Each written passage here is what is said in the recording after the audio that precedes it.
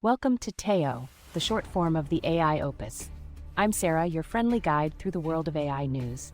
And I'm Mike, here to ask the questions you might be wondering about. How are you doing today, Sarah? I'm doing great, Mike. Excited to dive into today's topics. We've got a lot to cover, so let's jump right in. First up, let's talk about Alphabet, Google's parent company. They just reported some impressive financials for Q1 2025. Their revenues hit $90.2 billion, and net income is up by a whopping 46%. This growth is largely thanks to their search and YouTube platforms and a 28% growth in Google Cloud. Wow, that's quite a jump. But I'm curious, how is AI playing a role in all this? Great question, Mike. Over 30% of Google's code is now written with AI assistance. This shows how deeply AI is integrated into their operations. They're also embedding their Gemini AI models across their core products.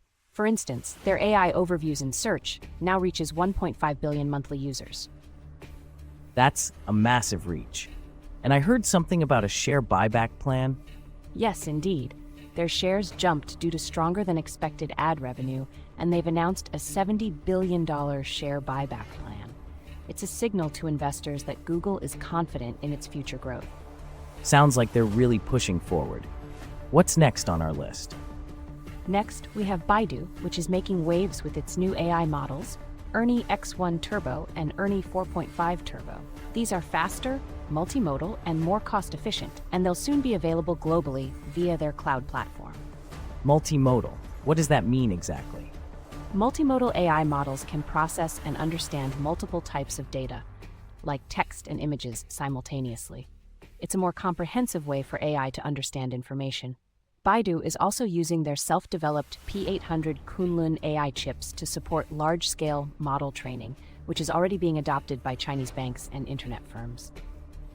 So they're really positioning themselves strongly in China's AI landscape. Absolutely, Mike. They're expanding both their product suite and their computing infrastructure to stay competitive.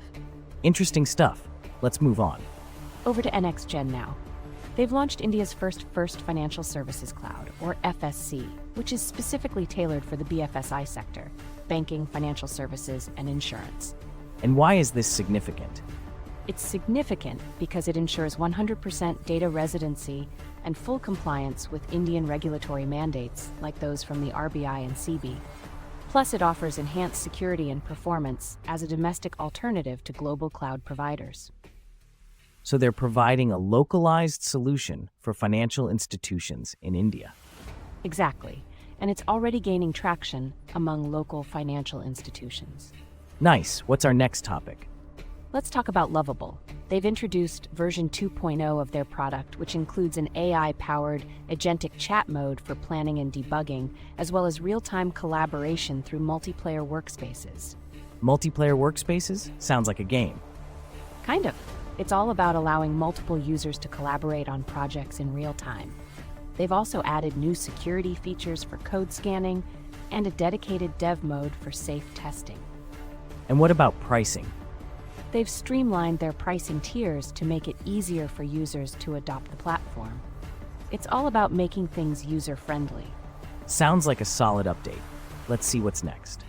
Manus has made a big move by raising $75 million in a Series B funding round led by Benchmark, bringing their valuation to $500 million. That's a huge leap. What are their plans with this new capital?